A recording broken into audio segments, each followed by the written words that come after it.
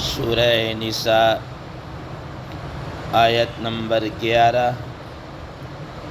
آپ حضرات کے پاس پیج نمبر ہے 154۔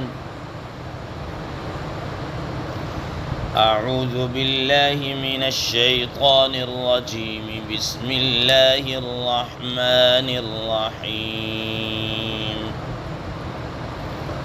یوصیکم اللہ فی اولادکم للذکر مثل حظ الانثیین،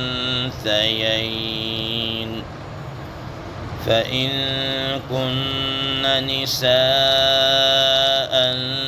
فوق اثنتين فلهن ثلثا ما ترك، وإن كانت واحدة فلها النصف۔ صدق اللہ العظیم۔ اللهم صل على محمد النبي الأمي وعلى آله وسلم تسليما كثيرا كثيرا۔ محترم سامعین کرام، آیت مبارکہ کے اس حصے کا ترجمہ اللہ تبارک و تعالی ارشاد فرماتے ہیں، یوصیکم اللہ فی اولادکم، اللہ تبارک و تعالی تمہیں تمہاری اولاد کے بارے میں تاکیدی حکم کرتے ہیں، تاکیدی حکم فرماتے ہیں۔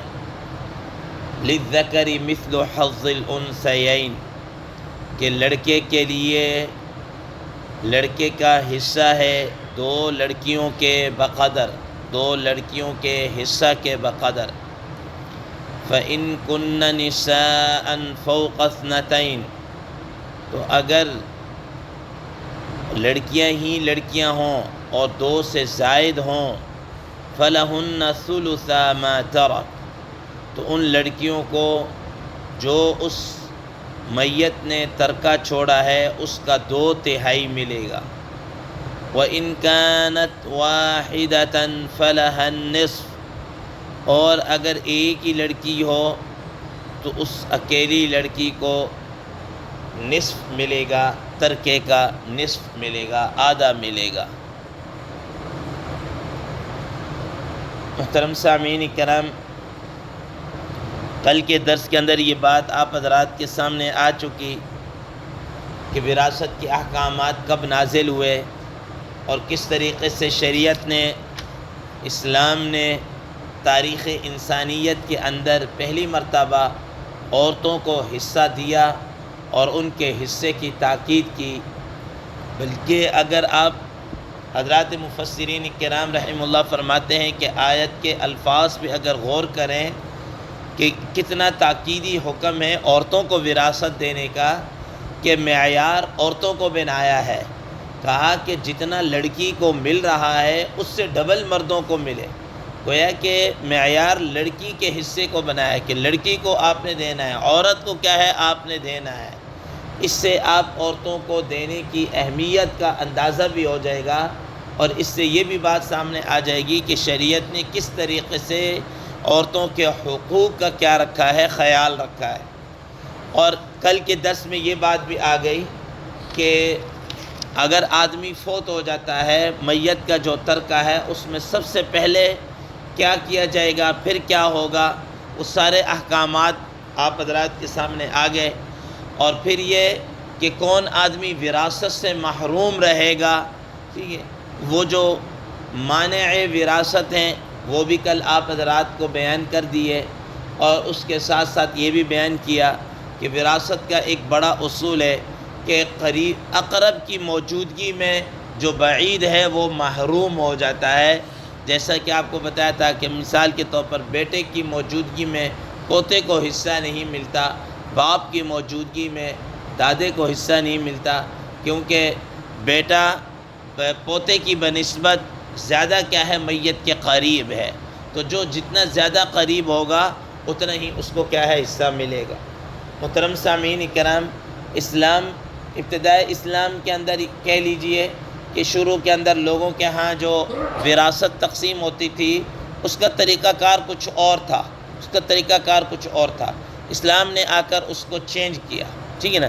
اسلام نے آ کر بتایا کہ قریبی رشتہ دار ہونے کی حیثیت سے انسان کو کیا ہے، وراثت ملے گی، یا نکاح کی حیثیت سے ملے گی، یا ولا کے اعتبار سے ملے گی۔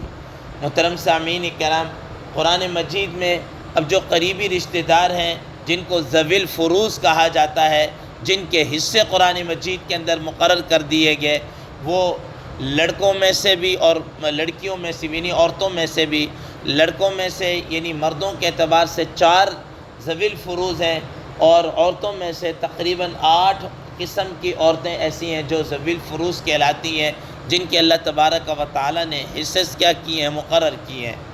تو بہرحال یہ تفصیل کا مقام نہیں ہے کہ ساری ڈیٹیل تفصیل پوچھی جائے، اور اس کے اندر پھر یہ بھی ہے کہ جس آدمی کو وراثت کے اندر کچھ بھی ہو، اس کو چاہیے کہ وہ تحریری طور پر لکھ کر علماء کرام سے رجوع کرے، اور اس حصہ کو، وراثت کو شرعی طریقے کے اعتبار سے تقسیم کیا جائے۔ اب عموماً ایک سوال پیدا ہوتا ہے کہ کیا وراثت مرنے کے بعد تقسیم کی جائے گی یا زندگی کے اندر تقسیم کر سکتے ہیں؟ تو یاد رکھیے گا، وراثت ہوتی ہی مرنے کے بعد ہوتی ہے۔ ہاں، انسان اگر اپنی زندگی کے اندر تقسیم کرنا چاہتا ہے تو حضرات علماء کرام رحمہ اللہ فرماتے ہیں کہ پھر اس کے 2 طریقے ہیں، کہ پہلا طریقہ تو اصل یہی ہے کہ اب زندگی کے اندر جب تقسیم کرے تو وہ بطور ہبہ، بطور ہدیہ کے تقسیم کر دے سب کو، اور اس کے اندر پھر برابر سرابر تقسیم ہوگی، لڑکا ہو لڑکی ہو جو بھی ہوگا برابر سرابر تقسیم کیا جائے گا، ٹھیک ہے نا، اس میں پھر کمی بیشی نہیں ہے۔ ایک تو طریقہ یہ ہے، اور دوسرا طریقہ یہ ہے کہ اگر کوئی آدمی زندگی کے اندر بھی وراثت کے ان مقرر کردہ اصولوں کی بنا پر تقسیم کرنا چاہے، حضرات علماء کرام رحمہ اللہ فرماتے ہیں کہ اس کی بھی کیا ہے، پھر گنجائش موجود ہے۔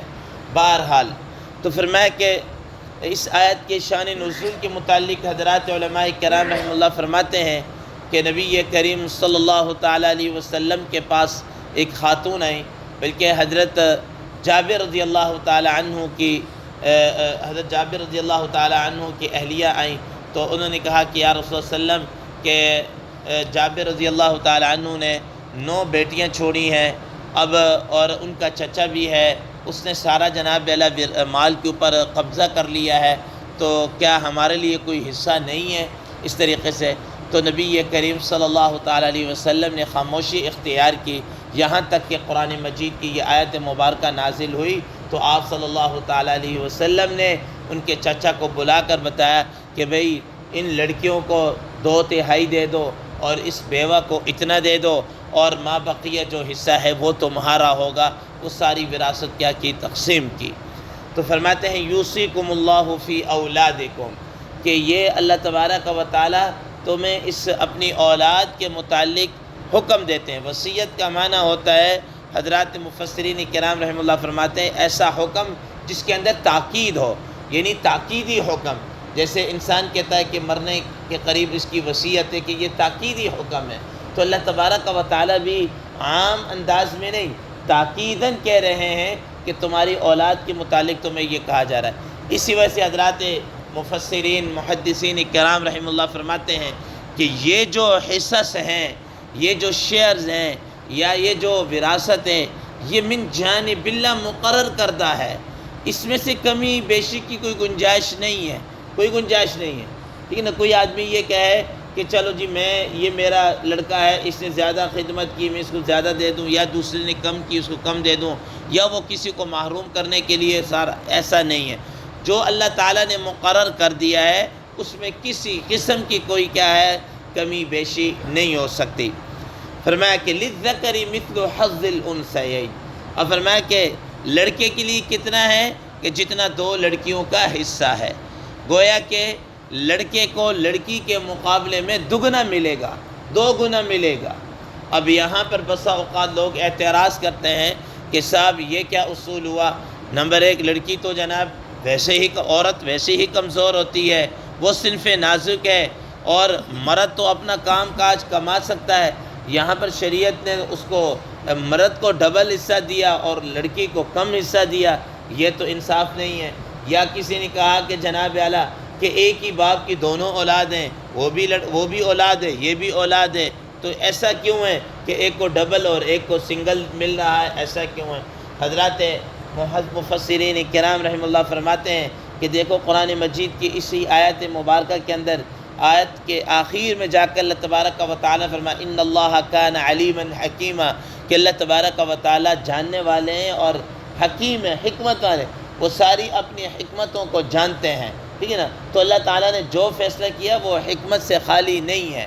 لیکن تھوڑا سا اگر غور کیا جائے تو دیکھیں مثال کے طور پر کہ لڑکی جو ہے نا، عورت ہے، وہ جس ضمن کے اندر بھی اس کے اوپر کسی قسم کی کوئی لیبلٹی نہیں ہے، کوئی وہ کرائے وہ کوئی کمانے شمانے یا اس پر کوئی کسی قسم کا کوئی کمانا شمانا یا کوئی اس قسم کے ذمے لازم نہیں ہے، ٹھیک ہے نا؟ وہ اگر بیٹی ہے تو باپ کے ذمے ہے کہ اس کا کیا کرے، خرچہ اخراجات پورے کرے، ٹھیک ہے؟ اور اگر باپ نہیں ہے تو بھائیوں کے اوپر آ جاتا ہے، پھر اگر وہ جناب اعلیٰ ماں ہے تو بیٹوں کے اوپر آ جاتا ہے، اگر وہ کسی کی بیوی ہے، ٹھیک ہے، وہ بیوی ہے تو شوہر کے ذمے ہے اس کا سارا خرچہ ورچہ سب کچھ، ٹھیک ہے نا؟ تو گویا کہ عورت کا کھانا پینا، اس کی رہائش، اس کے دیگر ضروریات کس کے اوپر ہے؟ مرد کے اوپر ہے۔ عورت کے اوپر کسی قسم کا کوئی کمانا نہیں ہے۔ اب یہ مرد کے اوپر ہے کہ وہ اس نے جناب اللہ کمانا بھی ہے، اس کے اخراجات کو بھی پوری کرنا ہے، اس کا نان نفقہ بھی پورا کرنا ہے، اس کی ضروریات کو بھی پورا کرنا ہے، اس کی رہائش کو بھی، اور دیگر یہ سب کچھ ہے۔ تو عورت کے ذمے تو کچھ ہے ہی نہیں، لیکن اس کے باوجود شریعت نے اس کو کیا دیا ہے؟ حصہ دیا ہے۔ اور مرد سارا کچھ کما رہا ہے، اس وجہ سے مرد کو کیا کیا ہے؟ ڈبل حصہ دیا گیا ہے۔ یہ عین کیا ہے؟ انصاف ہے، عین عدل ہے۔ یقیناً اللہ تبارک و تعالیٰ کی اس میں کیا ہے؟ حکمت ہے۔ اسی وجہ سے فرمایا للذکر مثل حظ الانثیین، کہ مرد کے لیے لڑکی کے مقابلے میں 2 گنا حصہ ہے، ڈبل حصہ جو ہے وہ مرد کو ملے گا۔ آگے فرمایا مختلف شکلیں، چونکہ میں نے آپ کو بتایا کہ ذوی الفروض جن کے حصے مقرر کیے گئے ہیں، ان میں سے سب سے پہلا رشتہ، قریبی جو رشتہ ہوتا ہے، وہ میت کا اپنی اولاد کے ساتھ ہوتا ہے، پھر والدین کے ساتھ ہوتا ہے۔ اس لیے سب سے پہلے اولاد کا کیا کیا؟ ذکر کیا۔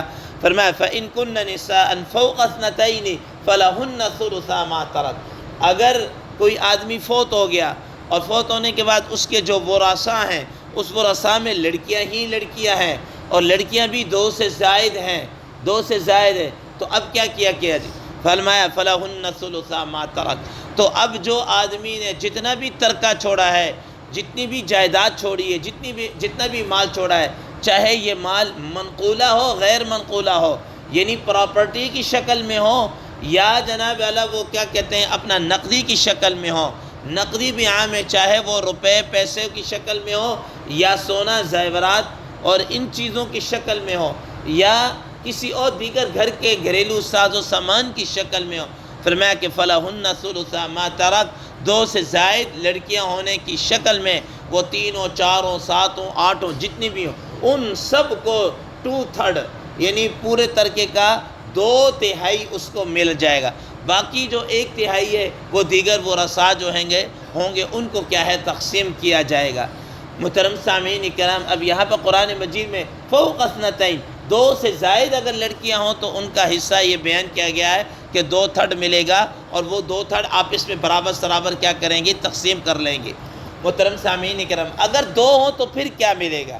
حضرات مفسرین کرام رحمہ اللہ فرماتے ہیں کہ اگر 2 ہوں گی تو ان کو بھی کیا ہے؟ 2/3 ملے گا، تو ان کو بھی 2/3 ملے گا۔ اور اس ضمن میں فرماتے ہیں خود رسول اللہ صلی اللہ علیہ وسلم کی حدیث مبارکہ ہے کہ آپ صلی اللہ علیہ وسلم ایک مرتبہ سفر کے اندر تشریف لے جا رہے تھے، گھر سے باہر یا کہ آگے جا رہے تھے کہ ایک خاتون آئی اور انہوں نے کہا کہ یا رسول اللہ علیہ وسلم میرے شوہر غالباً سعد بن ربیع نام بتایا، وہ غزوہ احد کے اندر شہید ہو چکے ہیں، اب ان کی 2 بیٹیاں ہیں، اب ان کا جو مال تھا وہ ان کے چچا زاد بھائیوں نے یا کزنوں نے انہوں نے اپنے ہینڈ اوور کر لیا ہے۔ اب ظاہر ہے یہ لڑکیاں ہیں، ان کے پاس کچھ ہے نہیں ہے، اگر مال ہوگا تو آگے چل کر ان کا نکاح کا بھی کوئی پیغام آئے گا، کوئی لوگ نکاح کے اندر بھی دلچسپی رکھیں گے، نہیں ہوگا تو ان کو کس نے پوچھنا ہے؟ محترم سامعین کرام، روایات میں آتا ہے کہ رسول اللہ صلی اللہ تعالیٰ علیہ وسلم نے پھر ان کے متعلق بھی یہی فرمایا کہ ان کے جو چچا زاد تھے یا چچا تھے ان کو بلا کر کہا کہ ان کی 2 بیٹیاں ہیں، 2/3 ان کو دے دو اور ماں بقیہ جناب اعلیٰ وہ دیگر وہ رسائیہ جو آپ صلی اللہ علیہ وسلم نے تقسیم کر دی۔ تو حضرات مفسرین کرام رحمہ اللہ فرماتے ہیں کہ یہ 2 لڑکیاں ہونے کی شکل کے اندر خود رسول اللہ صلی اللہ علیہ وسلم نے کیا کر دی، تقسیم کر دی۔ تو اس کا مطلب یہ ہے کہ 2 ہونے کی صورت میں بھی ان کو 2/3 ملے گا۔ فرمایا وَإِنْ كَانَتْ وَاحِدَةً فَلَهَا النِّصْفُ، اگر ایک ہو، اکیلی ہو تو پھر کتنا ملے گا؟ فرمایا فَلَهَا النِّصْفُ، تو اس کو کتنا ملے گا کہ اس کو پورے مال کا آدھا حصہ اس لڑکی کو مل جائے گا، پورے مال کا آدھا حصہ اس لڑکی کو کیا ہے، مل جائے گا۔ ما بقیہ جو آدھا ہے وہ دیگر ورثاء جو ہوں گے ان کو ملے گا، چونکہ ورثاء کے اندر ذوی الفروض تو ان کا تو حصہ مقرر ہے، پھر ذوی الارحام آتے ہیں، پھر عصبہ آتے ہیں، یہ اس کی پوری ایک تفصیل ہے، پورا ایک طریقہ ہے، ٹھیک ہے۔ تو فرمایا کہ اگر اکیلی لڑکی ہو تو اس کو آدھا، اور ما بقیہ جو آدھا ہے دیگر ورثاء جو ہوں گے ان کو کیا ہے، مل جائے گا، مثلا باپ ہوگا یا جناب بھائی ہوں گے یا کوئی اور ہوں گے ان کو ملیں گے۔ لیکن اگر کوئی اس کا کوئی اور ولی وارث نہیں ہے، صرف یہی ایک لڑکی ہی لڑکی ہے، تو پھر حضرات مفسرین کرام رحمہ اللہ فرماتے ہیں کہ سارے کا سارا ترکہ پھر اسی کو مل جائے گا۔ یا اگر اس کا صرف اکیلا ایک ہی لڑکا ہے اور کوئی نہیں ہے، ٹھیک ہے، کوئی اور وارث نہیں ہے، ٹھیک ہے، تو پھر جناب اعلیٰ اس سارے کا سارا مال اس اکیلے لڑکے کو کیا ہے، مل جائے گا۔ محترم سامعین کرام، ما بقیہ انشاءاللہ عزیز جو ہے وہ کل کے درس کے اندر ذکر کیا جائے گا۔ اللہ تبارک و تعالی ہمیں ان چیزوں پر عمل کرنے کی توفیق عطا فرمائے۔ وآخر دعوانا ان الحمدللہ رب العالمین۔